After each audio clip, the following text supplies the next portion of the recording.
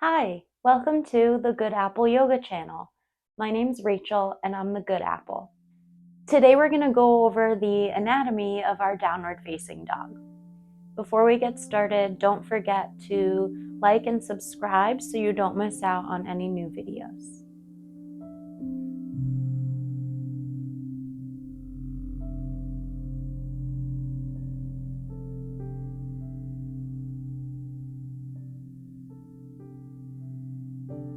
Before we start diving into the anatomy of our downward facing dog, let's talk about it. Downward dog, or Adho, Mukha, Svanasana,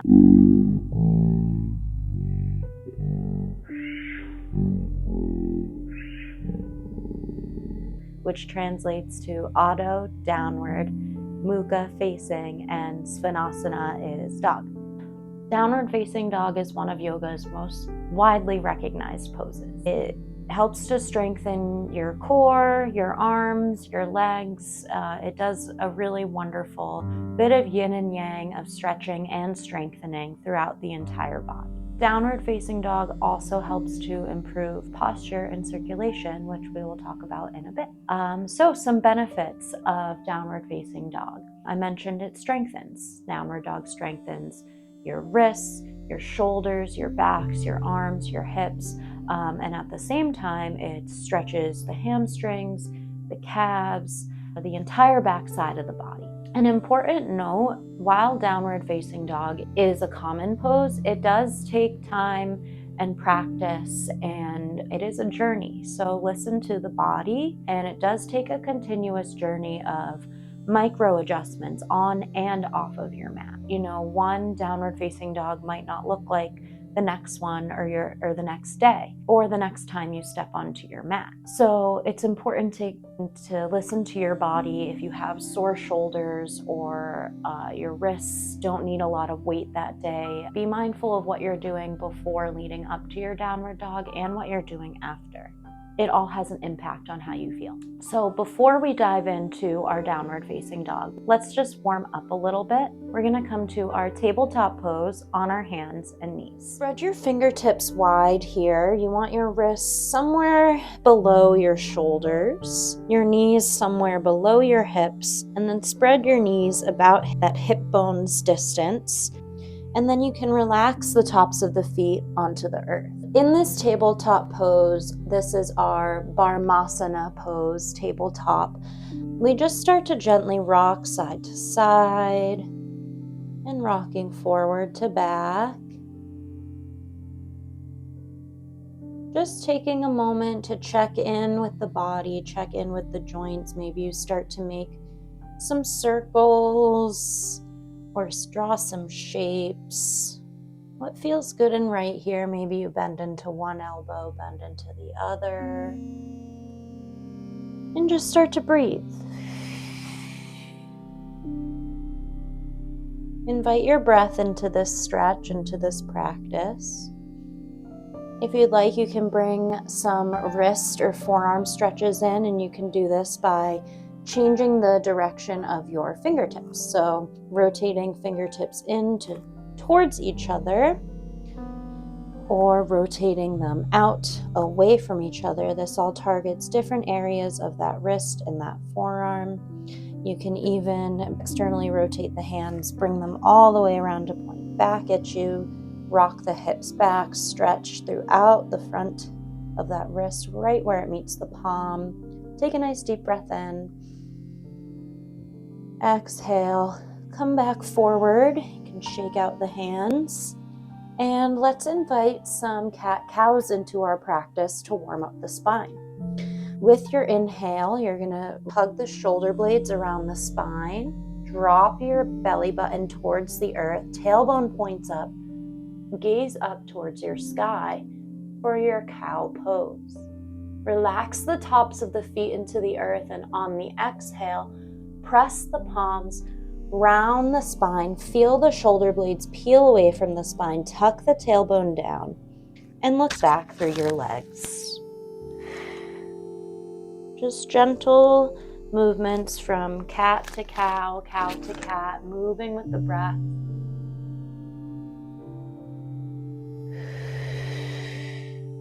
letting the spine know it's about to strengthen, it's about to stretch.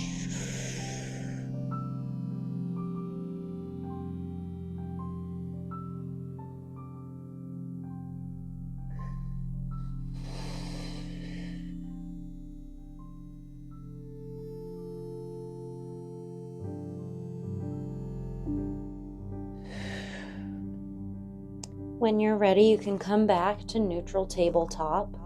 Let's begin to tuck the toes under just behind us. And when you're ready, you can hover the knees, point the tailbone down. You'll feel your quads start to power up. Take a nice deep breath in. On the exhale, you can lift your hips to the sky, your heels to the earth. This is our first time finding our downward facing dog. So if you'd like, just start to walk your dog before settling in. You can bend into one knee, bend into the other. Just feel the stretch to the backs of the legs. Move with your breath, move with your body.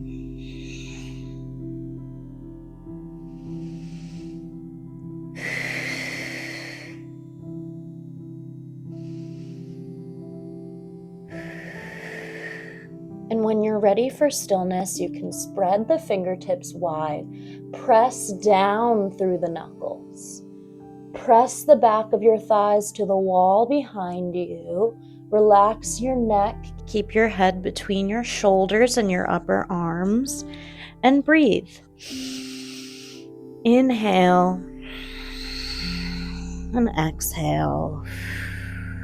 While you're settling into this downward facing dog and exploring it throughout the body, I'm just going to talk for a little bit about what we're stretching, what we're extending, as well as what is contracting, what is being flexed throughout the body in our downward facing dog.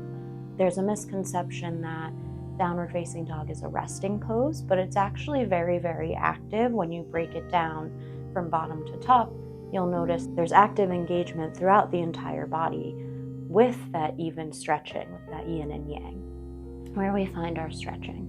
You feel some stretching in the calves, maybe even down to that Achilles tendon, directly in the back of that gastrocnemius muscle. There's also the hamstrings and the glutes. Whole back side of the body get a stretch. We also have the posterior deltoids as well as our triceps. So imagining this inverted V, you have that nice long stretch and lengthening through the entire back side of the body. What in the body is actually being flexed? What are we contracting? Well, starting from bottom to top, we have our tibialis anterior, our rectus femoris, which again are all through the shins, as well as up into that tensor fasciae lata, which is that really strong muscle in our hips. Moving up, we're also strengthening through our abdominals if you are properly pulling that belly button in towards the spine. Also strengthening our traps, our trapezius muscles, as well as the rhomboids and the teres minor and infraspinatus. There are ways that we'll talk about in a minute to engage to the upper body to help protect the shoulder joint. Lastly, we're also engaging and strengthening through our triceps, as well as our forearms and through our hands, which again, we're going to work our way from bottom to top and talk about each piece. So let's get started. Coming back to your downward facing dog, just settling in, we're going to work our way from bottom to top. Let's start by drawing the tops of your feet towards your shins. This helps to activate the tibialis anterior muscles while giving a nice stretch to the antagonist, your gastrocnemius or your calf muscles. This also helps to deepen and lengthen through the Achilles tendon, which is attached to the back of your heel. You can play with this by lifting up onto your toes and dropping your heels back down towards the earth. Notice as you come up onto your toes that you're flexing the calves and extending the shins. And when the heels press back towards the earth, you're extending the calves and flexing into your shins. Next, we're going to move into the upper portion of our legs. the quads and the hamstrings. When we activate our quads in our downward facing dog, it's the agonist. The hamstrings are the antagonist because they stretch and relax. If you have tight hamstrings, option here in your downward facing dog is to bend your knees slightly. This decreases the pressure, lessens the risk of overstretching in your lower back. You can play with the flexion and extension of the quads and hamstrings by bending the knees, bringing the heels off of the earth, and then coming back, heels back down towards the earth. Go ahead and play with this for just a moment.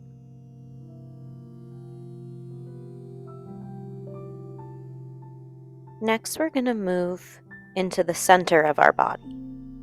As you lengthen through the back to extend the lumbar spine, you contract the quadratus lumborum and the erector spinae muscles that run along the midline or the spine. At the same time, when you pull your belly button up and into your spine and the trunk, this helps to activate and engage your core. This brings your abdomen muscles into flexion. Each and every time you perform this movement or come back to this shape, you become stronger. Another thing to keep in mind in your downward facing dog is that this is a mild inversion. So you want to remember to lengthen long and strong through your obliques or your side abdominals. This helps to stabilize your posture each and every time you come back to your downward facing dog. When you lengthen through your spine, this contracts your psoas muscle. Your psoas muscle connects the upper and lower parts of your body. Pause for a moment and give awareness to your psoas space in your downward facing dog as we explore.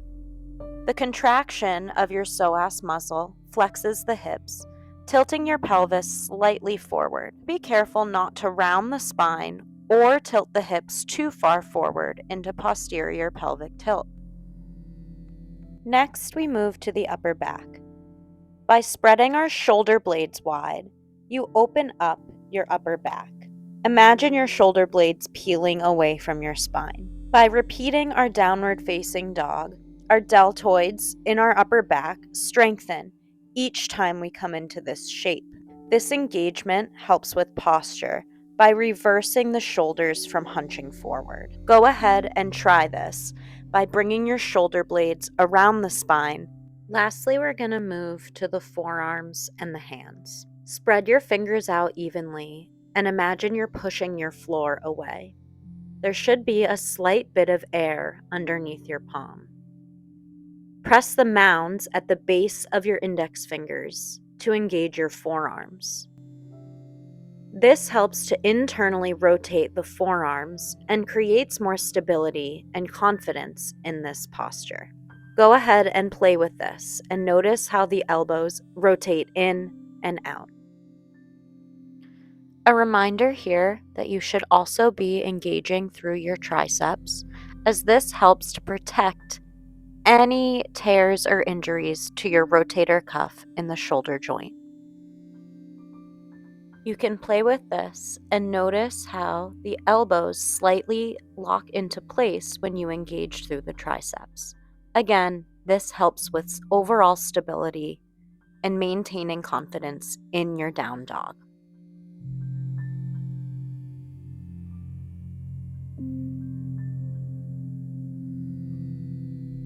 So by working your way from bottom to top or even top to bottom, you can find what works for you, find your journey into your downward facing dog, and knowing the different pieces and the gears and how they all connect and work together will just make you stronger each time you come to your mat. Thanks again for joining me today on the anatomy of our downward facing dog. Don't forget to like and subscribe for more content. If you're in the mood for a little bit of a Shavasana, I have a 5-minute video you can watch right after this. Thanks again. The light in me sees the light within you.